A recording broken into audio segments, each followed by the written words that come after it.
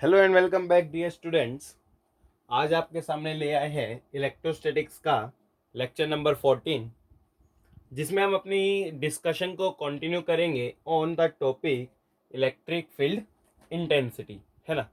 अब देखिए, lecture number 13 के लास्ट में हमने कॉन्टिन्यूस चार्ज डिस्ट्रीब्यूशन के कारण इलेक्ट्रिक फील्ड निकालना सीखना शुरू किया था, और वहाँ पे हमने लास्ट में एक line charge, linear charge density, मान लीजिए ये क्या आपकी कोई line charge, linear charge density कैसा चार्ज है इस पे, पॉजिटिव। इससे परपेंडिकुलर डिस्टेंस दूर एक पॉइंट है, सच दैट इस पॉइंट का इधर से एंगल कितना बन रहा है आपका θ1, और नीचे से एंगल कितना बन रहा है आपका θ2। हमने यहाँ इलेक्ट्रिक फील्ड निकालना सीखा था। हमने सीखा था उसका एक्स कंपोनेंट निकालना एंड वाई कंपोनेंट निकालना। भाई एक्स कंपोनेंट का फॉर्मूला क्या था, K lambda by D into sine θ1 plus sine θ2। And similarly जो इलेक्ट्रिक फील्ड का वाई कंपोनेंट था उसका फॉर्मूला क्या रहा था dear students, K lambda by D into cos θ1 minus cos θ2, है ना। अब हमें यहाँ पे कुछ स्पेशल केसेस का डिस्कशन करना है। देखिए कौन कौन से स्पेशल केसेस का हम यहाँ पे डिस्कशन करेंगे। सबसे पहले हम पढ़ेंगे regarding the infinite long charged wire, मतलब अनंत बहुत बड़ी। इनफाइनाइट का मतलब क्या है कि जो चार्ज्ड वायर है ना, इसकी लेंथ क्या आपकी बहुत बहुत बहुत ज्यादा, किसके मुकाबले में, डी के मुकाबले में। ये जो डिस्टेंस डी है ना, इसके मुकाबले में इस वायर की लेंथ क्या आपकी बहुत बहुत बहुत ज्यादा। तो एक बात ध्यान से सुनिए, अगर वायर की लेंथ ज्यादा होगी तो क्या होगी। देखिए अभी तो वायर की लेंथ इतनी है, मान लो अगर वायर की लेंथ इतनी होती तो ये एंगल कितना हो जाता, ये एंगल कुछ और ज्यादा हो जाता। अब और ज्यादा लेंथ लोगे तो ये एंगल और ज्यादा हो जाएगा, और ज्यादा लोगे तो और ज्यादा होगा, अनंत तक लोगे तो ये एंगल बढ़ते बढ़ते बढ़ते बढ़ते कितना हो जाएगा आपका 90 डिग्री। क्यों, क्योंकि इधर तो बहुत बड़ी है ना, बहुत बड़ी। तो देखिए जैसे जैसे हम इसकी लेंथ बढ़ाएंगे ये एंगल बढ़ता जाएगा, इनफाइनाइट लेंथ पे ये एंगल बढ़ के लगभग लगभग कितना हो जाएगा आपका 90 डिग्री।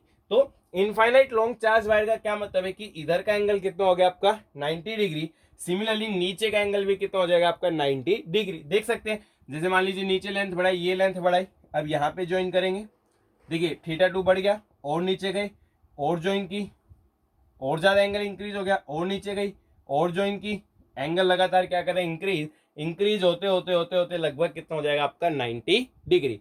यानी कि इनफाइनाइटली लॉन्ग चार्ज वायर के लिए कॉन्सेप्ट क्या है, θ1 भी 90 डिग्री हो जाएगा और θ2 भी कितना हो जाएगा आपका 90 डिग्री।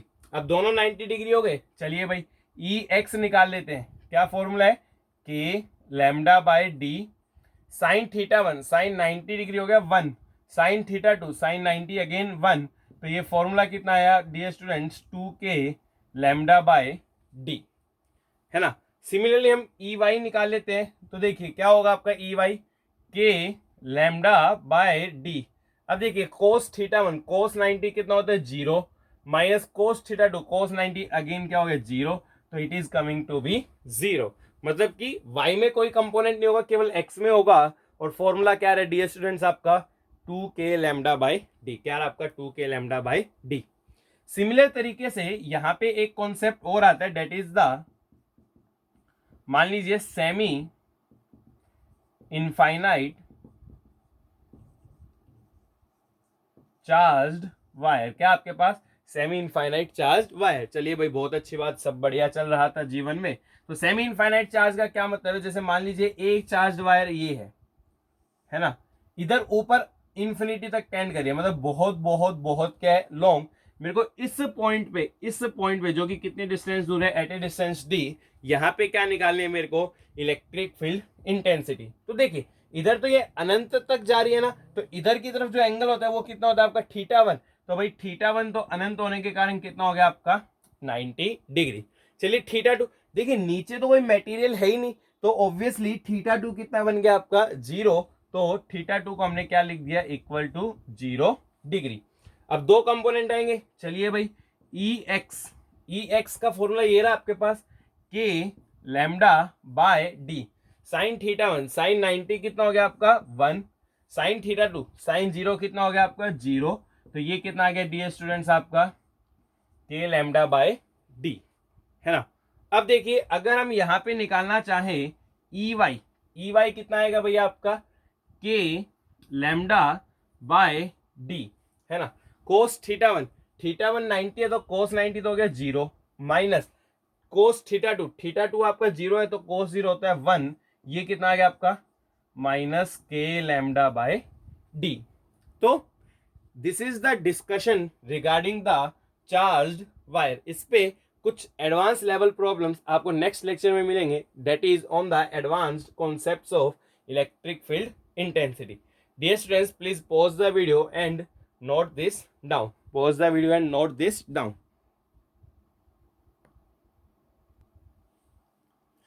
चलिए नेक्स्ट टॉपिक हमारा इसमें क्या रहेगा, देखिए, force on a charge if placed in external field, क्या आपका force on a charge if placed in external field. Dear students, अभी तक क्या था कि हम फील्ड निकाल रहे थे, इलेक्ट्रिक फील्ड इंटेंसिटी निकाल रहे थे, हमारे पास पॉइंट चार्जेस थी उसके कारण इलेक्ट्रिक फील्ड इंटेंसिटी निकाली, हमारे पास लाइन चार्ज था उसके कारण क्या निकाला इलेक्ट्रिक फील्ड इंटेंसिटी। अब इससे सेकंड पार्ट में क्या होगा, आपको फील्ड गिवन होगा ऑलरेडी, आपको फील्ड के बारे में किसी प्रकार की कोई इंफॉर्मेशन नहीं है कि वो कहां से आया कैसे आया, इस बारे में आपको कुछ नहीं होगा, आपको सिंपली बोल दिया जाएगा कि मान लीजिए इलेक्ट्रिक फील्ड कितना आपका ई, है ना। तो फिर से सुनिए, इन प्रकार की प्रॉब्लम्स में क्या होगा, आपको इलेक्ट्रिक फील्ड निकालने के लिए नहीं बोला जाएगा, सिंपली आपको इलेक्ट्रिक फील्ड गिवन होगा क्वेश्चन में, आपको क्या निकालना पड़ेगा फोर्स ऑन द चार्ज, क्या निकालना पड़ेगा फोर्स ऑन द चार्ज। चलिए समझते हैं, मैंने क्या बोला कि मान लीजिए एक इलेक्ट्रिक फील्ड है राइट की तरफ, यानी कि मान लीजिए पॉजिटिव एक्स एक्सिस की तरफ, मान लीजिए आपको गिवन है कि सपोज एक इलेक्ट्रिक फील्ड है towards positive x axis, electric field कितना गिवन है भैया आपको ई, है ना। अब मान लीजिए सपोज उसमें मैंने कोई चार्ज रखा, चार्ज क्या रखा हमने प्लस क्यू। अब देखिए हमारे पास फॉर्मूला क्या था जब हमने इलेक्ट्रिक फील्ड इंटेंसिटी डिफाइन की, तो इलेक्ट्रिक फील्ड इंटेंसिटी किसके बराबर था भाई F by Q naught, Q naught की जगह यहाँ क्यू ले रहे हो तो मैंने क्या लिख दिया क्यू, तो यहां से आपका फोर्स कितना आ जाएगा भाई क्यू इंटू ई, है ना। अब देखिए जो फोर्स है उसकी डायरेक्शन किसके अलोंग होगी इलेक्ट्रिक फील्ड के अलोंग, अगर ये क्वांटिटी क्या हो जाए आपकी पॉजिटिव, क्या हो जाए क्वांटिटी पॉजिटिव, यानी कि क्या कहने का क्या मतलब, अगर आपके पास क्यू चार्ज है, कितना चार्ज है क्यू, तो फोर्स कितना लगेगा क्यू इंटू ई, तो देखिए ये पॉजिटिव चार्ज है, इस पे जो फोर्स लगेगा वो कितना लगेगा आपका क्यू इंटू ई, और इस फोर्स की डायरेक्शन किसके अलोंग होगी अलोंग द इलेक्ट्रिक फील्ड। इस फॉर्मूले से फोर्स की डायरेक्शन वही होगी जो किसकी डायरेक्शन आपकी इलेक्ट्रिक फील्ड, यानी कि अगर आपने पॉजिटिव चार्ज इलेक्ट्रिक फील्ड में रखा तो उसमें फोर्स लगेगा क्यू इंटू ई, और उसकी डायरेक्शन किसके अलोंग होगी along the direction of electric field. Similarly मान लीजिए इसी इलेक्ट्रिक फील्ड में, मान लीजिए ई इलेक्ट्रिक फील्ड में आपने एक नेगेटिव चार्ज रखा, आपने चार्ज क्या रखा माइनस क्यू, तो चेंज क्या आएगा, देखिए यहाँ प्लस क्यू था ना, तो एफ किसके बराबर हो जाएगा माइनस क्यू ई, मतलब फोर्स का मैग्नीट्यूड तो अभी भी कितना आपका क्यू इंटू ई, ये माइनस का इंडिकेट कर रहा है कि फील्ड और फोर्स की डायरेक्शन क्या हो जाएगी आपकी अपोजिट, यानी कि फील्ड इधर है तो फोर्स लगेगा आपका अपोजिट डायरेक्शन में, तो फोर्स अपोजिट में लगा तो एफ बराबर कितना लगेगा क्यू इंटू ई, यानी कि एक बात याद रखिए इलेक्ट्रिक फील्ड ई है तो फोर्स कितना लगेगा क्यू इंटू ई, पॉजिटिव चार्ज पे फोर्स इलेक्ट्रिक फील्ड की डायरेक्शन में, और नेगेटिव चार्ज पे फोर्स लगेगा अपोजिट टू इलेक्ट्रिक फील्ड, यानी कि force on positive charge is in direction of electric field, है ना। और अगर हम यहां पे बात करें तो force on negative charge is opposite to direction of electric field. यहां पे आपको एक्सटर्नल फील्ड गिवन होगा, आपको निकालने के लिए कभी भी नहीं बोला जाएगा। चलिए dear students, please pause the video and note this down. चलिए आपके सामने क्वेश्चन है, पहला सवाल है, मैं ही एक्सप्लेन करूंगा।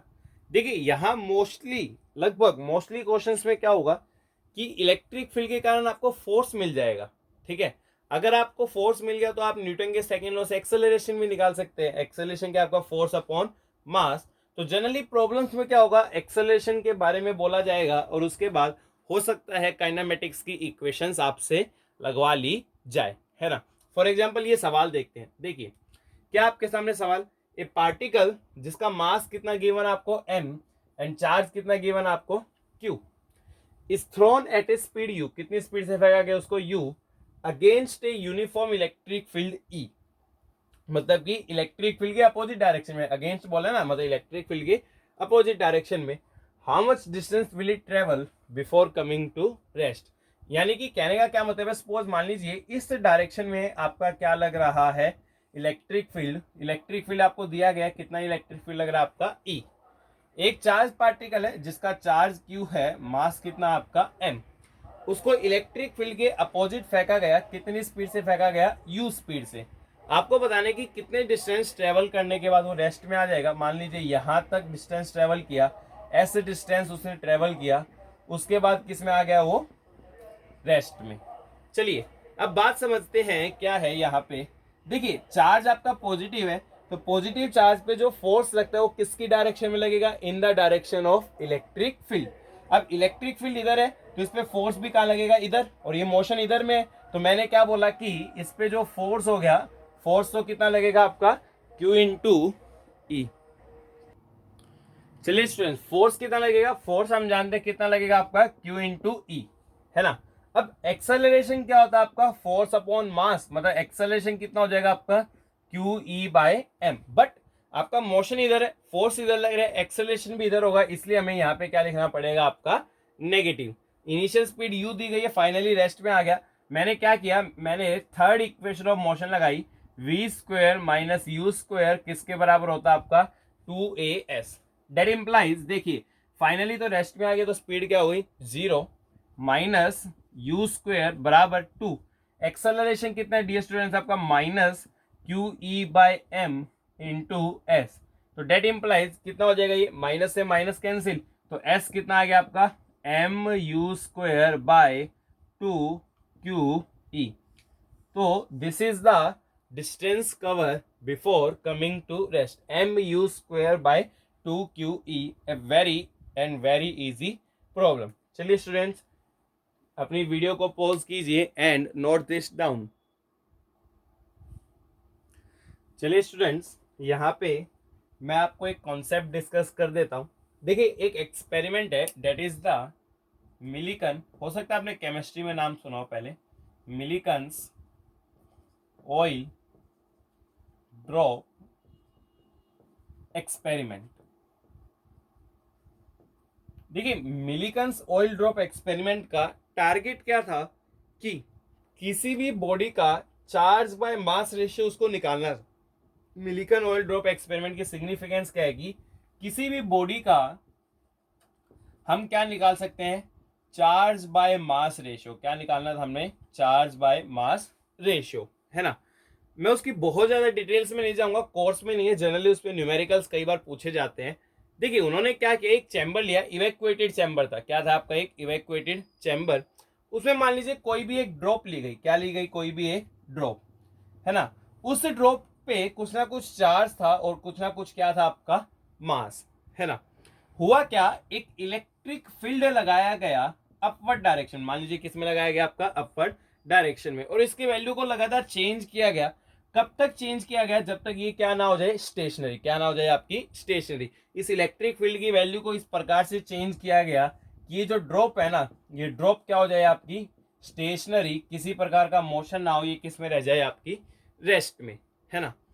अब रेस्ट में आ गई तो क्या होगा, देखिए दो फोर्स लग रहे, एक फोर्स तो हमेशा नीचे लगे ही लगेगा, that is the mg। But charge क्यों इलेक्ट्रिक फील्ड ई में रखी है, तो आपका एक फोर्स अपवर्ड डायरेक्शन में भी आएगा, कितना आ गया आपका q इंटू ई। अब ये स्टेशनरी है तो नेट फोर्स क्या हो गया भाई, इस पे जीरो, जीरो हो गया तो मैं क्या लिख सकता हूं, क्यू ई किसके बराबर आपका, Q E will be equal to M G, है ना। अब देखिए हमें क्या निकालना था, simply charge by mass ratio, तो क्यू एम को इधर ले जाओ, किसके बराबर आ गया आपका जी बाय ई, है ना। सवाल कई बार घुमा फिरा के भी पूछ सकते हैं, जैसे क्यू का फॉर्मूला हमने क्वांटाइजेशन ऑफ चार्ज में क्या पढ़ा था, एन इंटू में ई, ई इलेक्ट्रिक फील्ड। अच्छा मास को हम क्या लिख सकते हैं, मास होता है डेंसिटी इंटू वॉल्यूम, और अगर स्पेरिकल है तो वॉल्यूम कितनी लिख सकते हैं, 4/3 पाई आर क्यूब इंटू जी। तो this was the Millikan's oil drop experiment. चलिए इसको नोट कर लीजिए एंड इस क्वेश्चन को सोल्व करने की कोशिश कीजिए, जो कि मिलिकन्स ऑयल ड्रॉप एक्सपेरिमेंट पे ही है। Pause the video and try to solve this question. चलिए पॉज द वीडियो, ये लिख लीजिए and try to solve this question.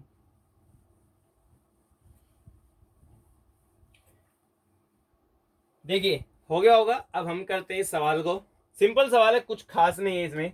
A liquid drop having 6 excess electrons, कितने एक्सेस इलेक्ट्रॉन्स है, 6 एक्सेस इलेक्ट्रॉन्स है, मतलब ऑब्वियसली ड्रॉप पे कैसा चार्ज हो गया आपका, नेगेटिव चार्ज, है ना। Is kept stationary under a uniform electric field, कैसा इलेक्ट्रिक फील्ड है, 25.5 किलो न्यूटन पर कूलम। ओके, डेंसिटी दी गई है, find the radius of the drop. देखिए सबसे पहली बात, ड्रॉप पे नेगेटिव चार्ज है तो Q बराबर माइनस एन ई, तो -6, और E कितना हो गया आपका 1.6 इंटू में 10⁻⁻⁻, -19। चलिए अब देखिए एक फोर्स तो आपका नीचे लगने ही लगने वाला है mg। इसको स्टेशनरी रहने के लिए क्या जरूरी है कि जो आपका इलेक्ट्रोस्टैटिक फोर्स है वो कहाँ लगे, ऊपर की तरफ। अब ऊपर की तरफ फोर्स कैसे लगेगा, देखिए ड्रॉप नेगेटिव चार्ज है तो इलेक्ट्रिक फील्ड किस डायरेक्शन में होना चाहिए, डाउनवर्ड डायरेक्शन। क्यों, क्योंकि नेगेटिव चार्ज पे जो फोर्स है वो हमेशा इलेक्ट्रिक फील्ड के क्या लगता है, अपोजिट। तो फोर्स आ गया आपका Q इंटू ई, है ना। इस E की वैल्यू गिवन है, SI यूनिट्स में कन्वर्ट आपको करना पड़ेगा। E की वैल्यू कितनी आपके पास 25.5 किलो न्यूटन पर कूलम, ये कितना हो जाएगा 25.5 किलो न्यूटन को न्यूटन में किया तो 10⁻³ न्यूटन पर कूलम। अब ये स्टेशनरी है तो आप इजीली लिख सकते हैं कि mg बराबर क्या होगा आपका Q इंटू ई। बस वही सोल्व करना है, m किसके बराबर होता है, density into volume, 4/3 pi R cube बराबर क्यू ई बाई जी। अब सारा डाटा देखिए, चार्ज हमारे पास है, इलेक्ट्रिक फील्ड जी हमें मालूम होता है, 4/3 पाई मालूम है, रो डेंसिटी गिवन है आपको 1.26 इंटू में 10⁻³ यहां से अगर आप सोल्व करेंगे तो रेडियस कितनी आएगी, सिंपल कैलकुलेशन है, 7.8 इंटू में 10⁻⁻7 metre. This means that option B is the correct option. Simple question. चलिए अपनी वीडियो को पॉज कीजिए एंड नोट दिस डाउन। चलिए डियर स्टूडेंट्स, नेक्स्ट क्वेश्चन आपके सामने है, NCERT problem actually. Read the question carefully, फिर वीडियो को पॉज कीजिए and try to solve it. चलिए देखिए, वीडियो को पॉज कीजिए and try to solve it. एक डाटा ऐड कर लीजिए साथ में, है ना। आइए अब हम समझते हैं, देखिएगा क्या सवाल हमारे पास।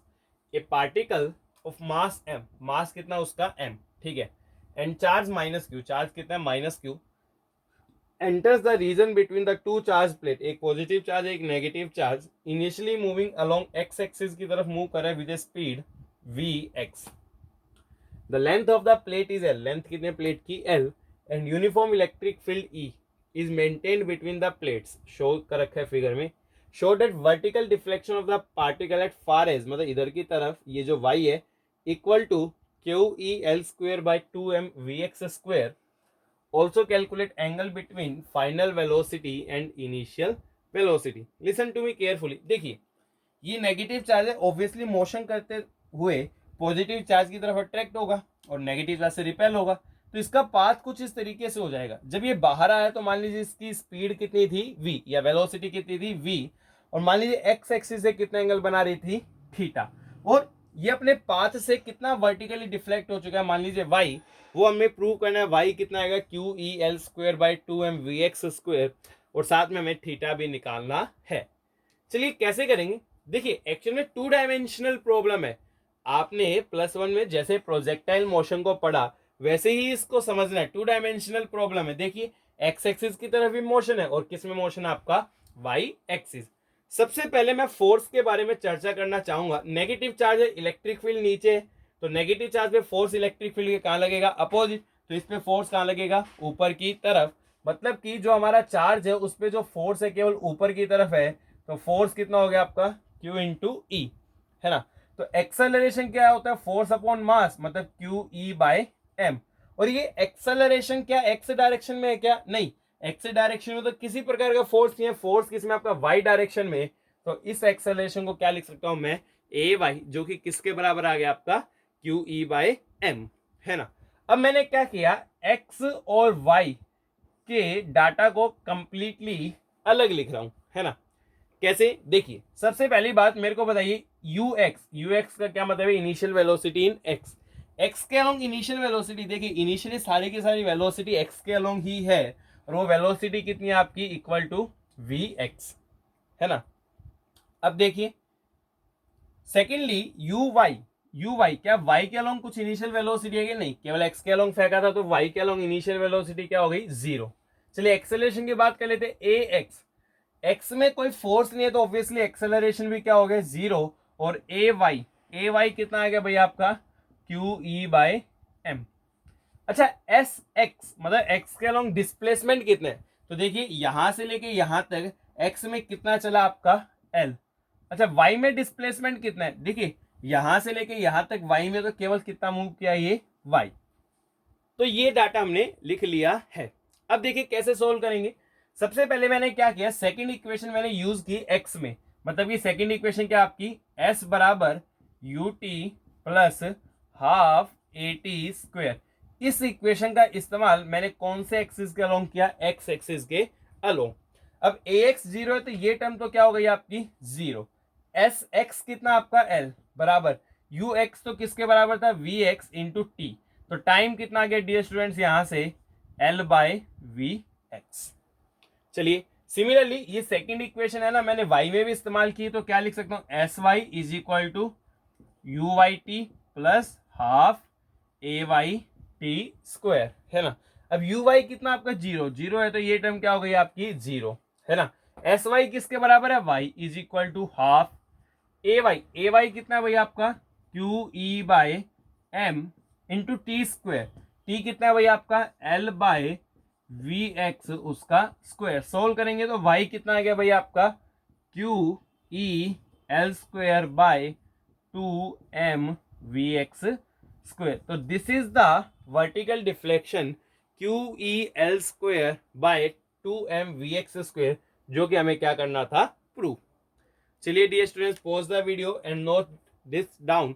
मैं नेक्स्ट आपके सामने कर रहा हूं, देखिए नोट कीजिए।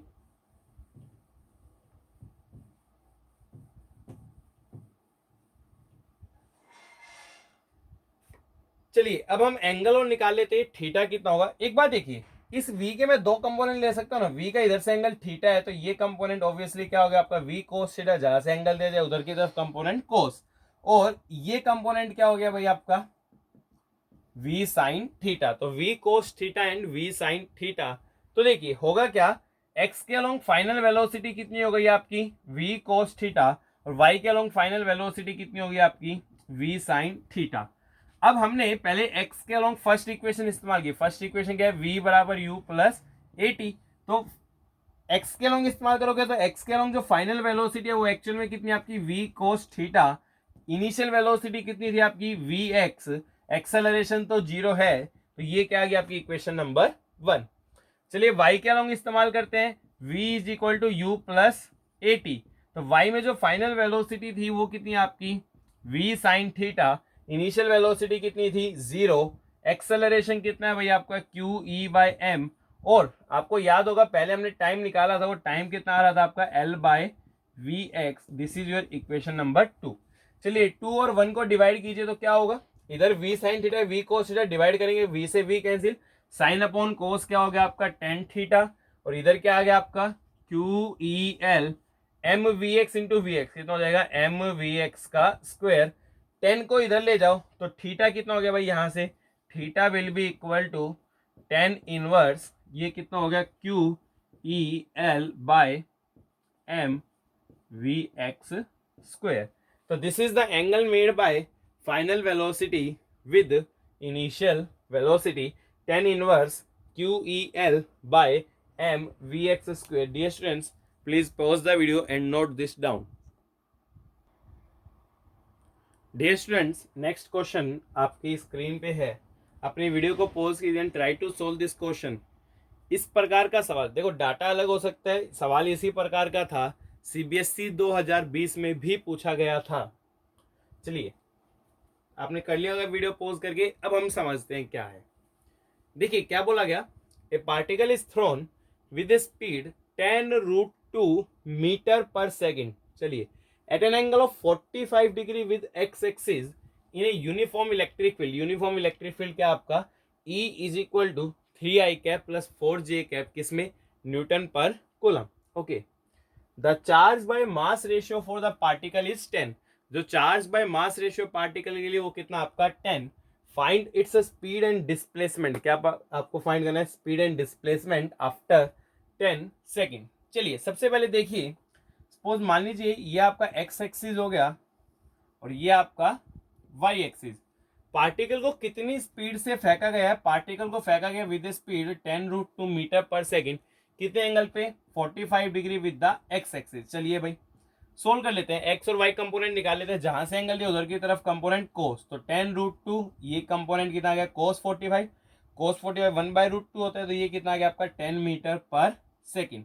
और परपेंडिकुलर कंपोनेंट क्या होता है, ये कंपोनेंट कोस, तो इधर वाला कंपोनेंट साइन, तो ये हो जाएगा 10√2 साइन 45 डिग्री. साइन 45 अगेन 1/√2, तो ये भी कितना हो गया 10 मीटर पर सेकेंड. तो देखिए मैं अपनी अगर वेलोसिटी लिखना चाहूं, इनिशियल वेलोसिटी, देखिए एक्स में कंपोनेंट कितना आपका 10 और वाई में भी कंपोनेंट कितना है 10, तो ये कितना आ गया भाई आपका 10i cap plus 10j cap. चलिए भाई बहुत बढ़िया बात है ना. अब देखते हैं आगे. अब आपको इलेक्ट्रिक फील्ड दिया गया है, तो अगर मैं फोर्स के बारे में चर्चा करूं तो फोर्स का फॉर्मूला क्या था आपका, Q इंटू ई. अच्छा, फोर्स को कैसे लिख सकता हूं मैं, mass into acceleration is equal to Q into E. M को नीचे ले जाओ तो एक्सेलरेशन कितना आ गया, Q by M into E vector. अब देखिए Q by M, actually charge by mass ratio given है, कितना है पार्टिकल का 10, और इलेक्ट्रिक फील्ड कितना आपका 3i cap plus 4j cap, तो ये कितना आ गया भाई आपका 30i cap plus 40j cap. ये क्या हो गया आपका एक्सेलरेशन, है ना. अब देखिए मेरे को इसकी स्पीड निकालनी है आफ्टर 10 सेकेंड, तो मैंने फर्स्ट इक्वेशन इस्तेमाल की. वेक्टर फॉर्म में फर्स्ट इक्वेशन क्या होती है, v बराबर u प्लस ए टी. अब देखिए v कैसे निकालेंगे, u कितना है भाई आपका 10i cap plus 10j cap plus acceleration कितना है भाई आपका 30i cap plus 40j cap into time कितना आपका 10 सेकेंड्स. तो v कितना आ गया, देखिए 30 इंटू में 10, 300i कैप और 10, ये हो गया 310i कैप. चलिए ये हो गया 400 और 10, ये कितना हो गया 410j कैप. अब आपको स्पीड निकालनी है, मीन्स मैग्नीट्यूड, तो फॉर्मूला क्या है √x² प्लस y², 310 का स्क्वायर प्लस 410 का स्क्वायर. जो भी आंसर आएगा वो किस में आ जाएगा आपका मीटर पर सेकेंड. तो this will be the speed after 10 seconds. अगर हम डिस्प्लेसमेंट की बात करें, देखिए फॉर्मूला क्या है, s बराबर ut plus half at square, है ना.